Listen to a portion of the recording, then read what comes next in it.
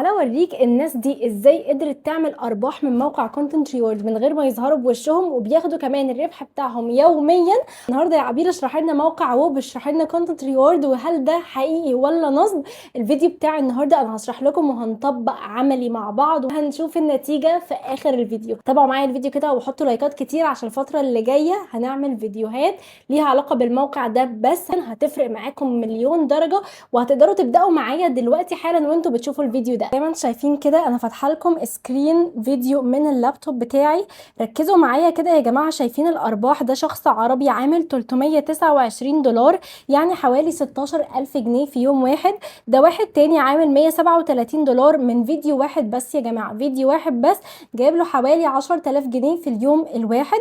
وهتلاقوا امثله كتير جدا، ولو جيت تشوف الفيديو هتلاقي الفيديو هو مش بيظهر فيه بوشه، وكل اللي عمله حتى ان هو ما اتكلمش، هو كتب كلام في الشاشه، يعني شويه مونتاج بسيط يقدر يخليك تعمل الارباح دي. تعالوا بقى هنبدا مع بعض تطبيق عملي ونشوف هم ازاي بيعملوا كده وايه الخطوات بالظبط، وهحللك كل مشاكلك اللي ممكن تكون واجهتها في الموقع ده. انت تكون مطمن في طرق كتير قوي للربح من الموقع ده هنشرحها. بص، ده عامل حوالي 480 دولار، ده عامل 500 دولار، يعني عامل فوق ال 25,000 من فيديو واحد بس. فلك ان تتخيل لو انت بتنزل في اليوم 3 او 4 فيديوهات انت ممكن تعمل فلوس قد ايه.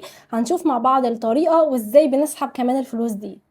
اول حاجه هتعملها انك هتفتح الموقع من الرابط اللي انا حاطه في الديسكريبشن بوكس عشان تلاقي الخطوات بتاعتك بسيطه خالص. هتدوس ستارت ايرنينج توداي، بعد كده هيفتح لك الصفحه دي. انا طبعا مسجله فهدوس براوز كامبينز، فهتظهر قدامي كل الكامبينز اللي انت شايفها دي.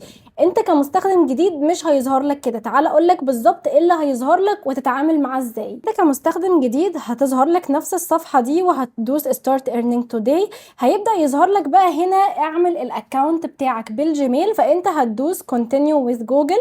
هيبدأ يفتح لك هنا تحط الايميل بتاعك، حط الايميل بتاعك اللي انت هتشتغل عليه. انا هستخدم الايميل ده مثلا، فليكن طبعا انت بتختار الايميل اللي انت خلاص هتكمل عليه، ولازم تكون حافظه، ولازم يكون ايميل للشغل علشان ما ترجعش بعد كده تضيعه ويحصل معاك مشكلة.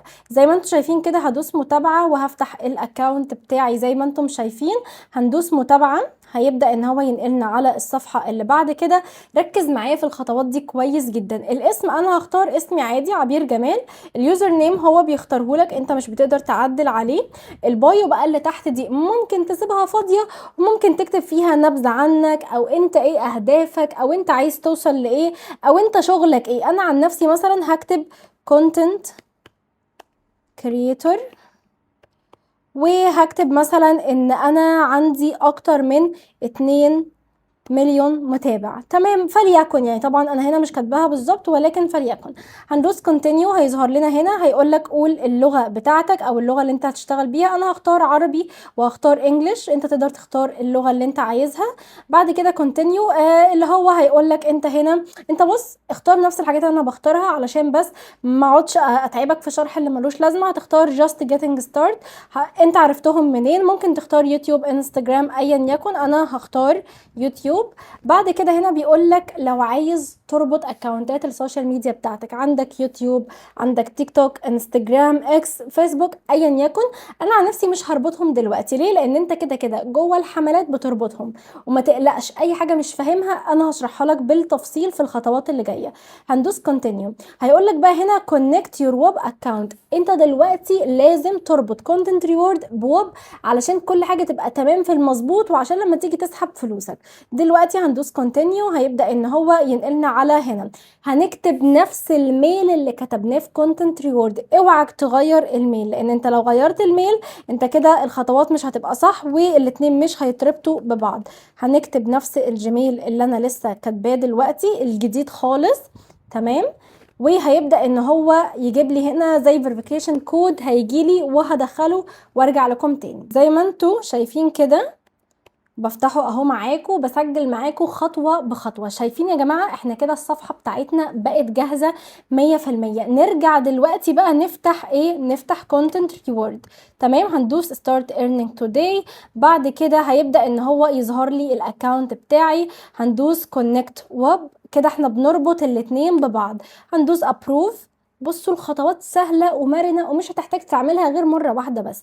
بصوا يا جماعه دلوقتي اهو جوجل بقى كونكتد وكمان ووب بقى كونكتد، يعني احنا كده ربطنا كونتنت ريورد بووب بالجيميل بتاعنا. تمام، هندوس براوز كامبين، كده الاكونت جاهز معانا ونقدر نبدا شغل من دلوقتي. لكم ان تتخيلوا الموضوع مش صعب خالص. هتدخلوا بقى على الواجهه بتاعه الكامبينز. بصوا يا جماعه نصيحه كده قبل ما نبدا، في كامبينز بتكون حرام زي حاجات المراهنات، الحاجات يعني لازم تتأكد قبل ما تختار الكامبين اذا كانت حلال ولا لا، وهنعرف ده دلوقتي واحنا مع بعض. تعالوا دلوقتي نختار اي كامبين قدامنا. انا مثلا هختار الكامبين دي اللي هو كول اوف ديوتي.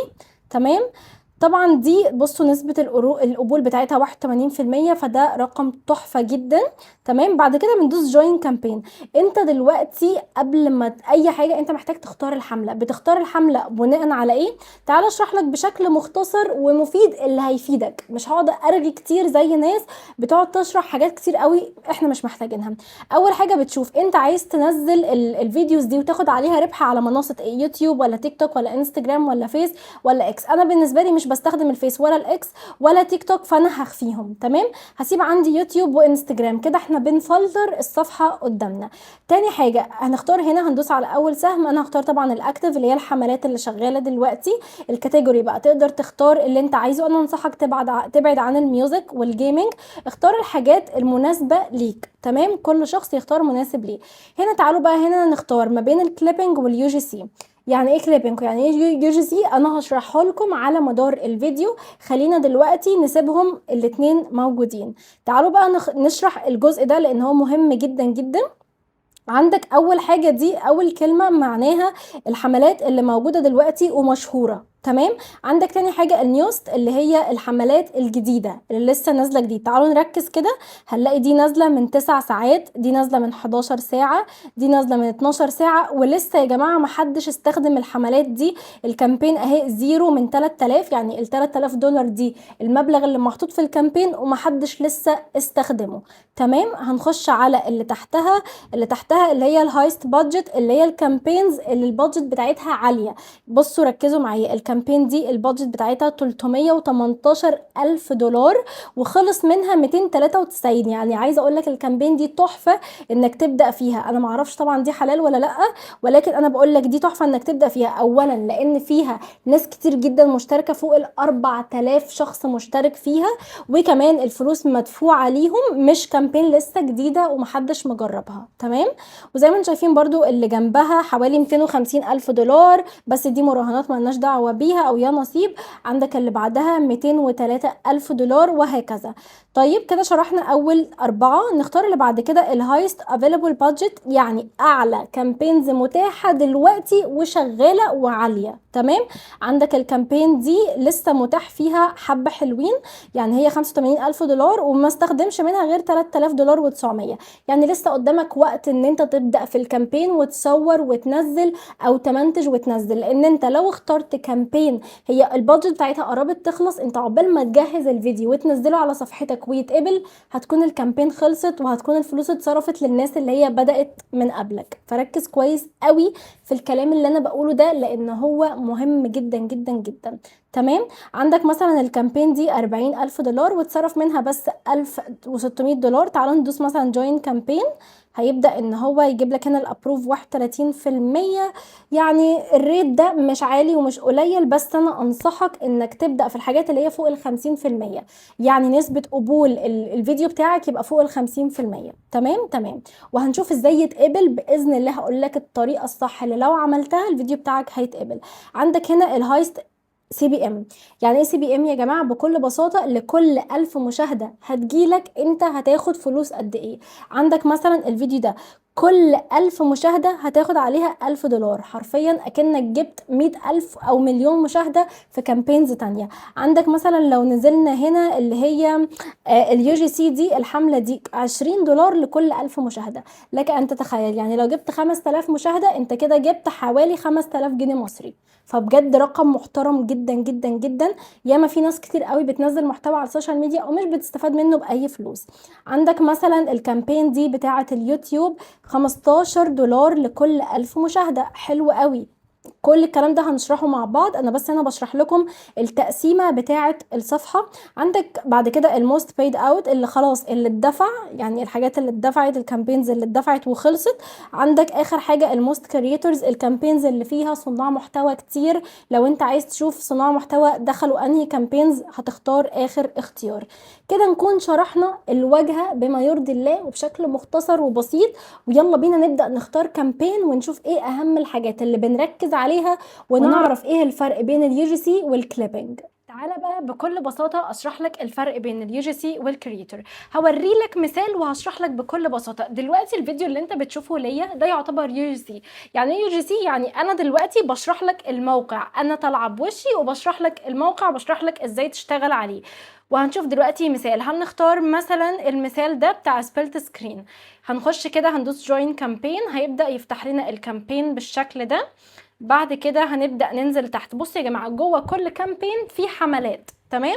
هندوس جوين فور فري، هيبدأ ان هو يفتح لي الحملة بالشكل ده، هيحمل وهيجيب لي صح وهيفتح لي كده الكامبين. هنختار هنا content reward وهندوس لكم امثله انا اوريدي مجهزاها. لو نزلنا تحت كده هنلاقي الفيديوهات دي، ده الشخص طالع بوشه يبقى ده كده بيعمل يو جي سي. طب لو الشخص مش ظاهر بوشه ده يعتبر برضو يو جي سي بس فيسلس. يعني ايه فيسلس؟ يعني مش بيظهر بوشه. فانت تقدر تختار اللي انت عايزه.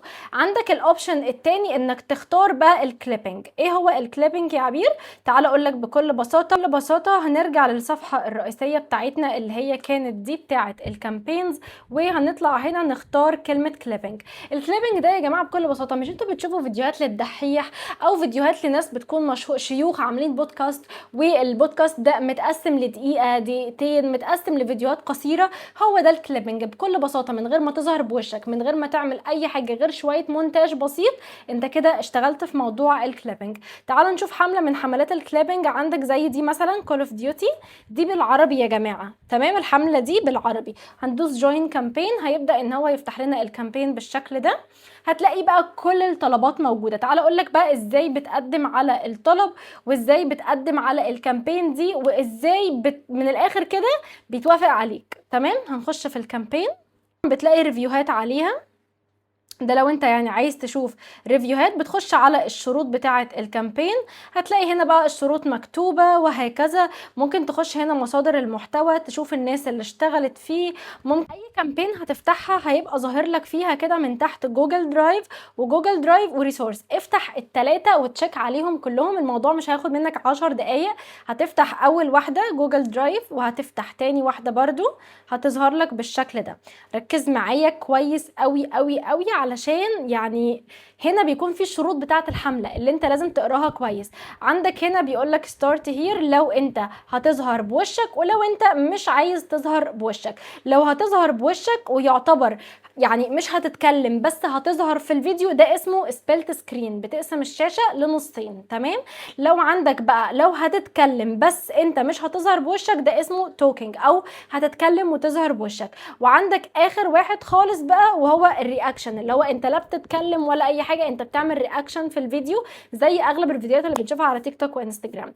وهنا لو مش هتظهر بوشك او انت مش عايز تظهر في وشك، عندك هنا الفيسلس يو جي سي، بتختار انك ما تظهرش بوشك، بتظهر اللابتوب قدامك او الشاشه اللي قدامك اللي بتشرح عليها سواء تليفون او ايا يكن، تمام؟ انا عن نفسي هختار سبلت سكرين. تمام؟ سبلت سكرين يعني شاشه مقسومه نصين، انا ظاهره فوق والشرح ظاهر تحت زي الفيديو اللي انت بتشوفه على اليوتيوب. بيقولك لو انت بتقدم محتوى بالانجلش او متابعينك او جمهورك بالانجلش هتاخد 3 دولار لكل 1000 فيو. ولو هتعمل نون انجلش يعني للعرب بقى، العراق، مصر، السعوديه، اي بلد بتتفرج عليك، عندك دولار لكل 1000 فيو. وهو ده اللي احنا بنقدم فيه، لان يعني الانجلش ده بيكون صعب ودول مستهدفه وهكذا، فخلينا 1 دولار لكل 1000 مشاهده. الرقم ده حلو قوي قوي قوي. طيب هنا بقى الفورمات دي مهمه جدا. عندك اول حاجه مهمه انك تحط هوك، الهوك بتاع الفيديو. تاني حاجه بيقولك ان انت تقول يعني تشرح الموقع بكل بساطة، او تكتب الكلام والشرح على الشاشة في المونتاج. تالت حاجة توريهم الستبس في الفيديو بجانب انك كاتب الشرح من غير ما تتكلم لان ده سبلت سكرين. واخر حاجة شو ريزولتس، يعني بتوريهم النتيجة. بس كده، هي الاربع حاجات دي بتعملهم بطريقتك. تعالوا ننزل هنا، بيقولك الهوكس دي هي اوريدي شغالة. هوكس بقى بتاعت ازاي تعمل مرتب ابوك مثلا في ساعتين، ازاي تعمل مرتب شهر في يوم واحد. كل الحاجات دي بيديلك هنا امثله تقدر تستخدمها وتترجمها للعربي.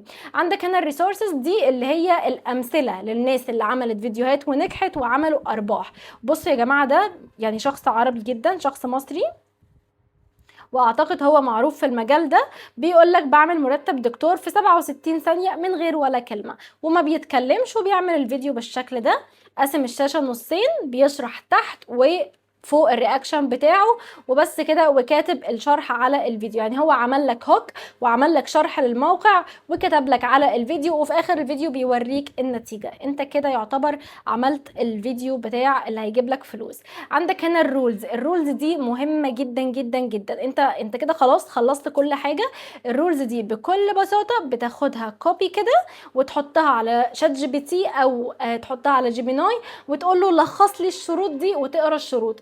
من ضمن الشروط بقى ان انت تستخدم يعني ما تستخدمش ادوات ذكاء اصطناعي. من ضمن الشروط ان انت لازم تحط مثلا هاشتاج معين. فشروط بسيطه بس لازم تقراها. انا بقى اشرح لك اخر نقطه مهمه جدا، ازاي تربط اكونتاتك. بتيجي في الجزء ده بتاع اكونتس.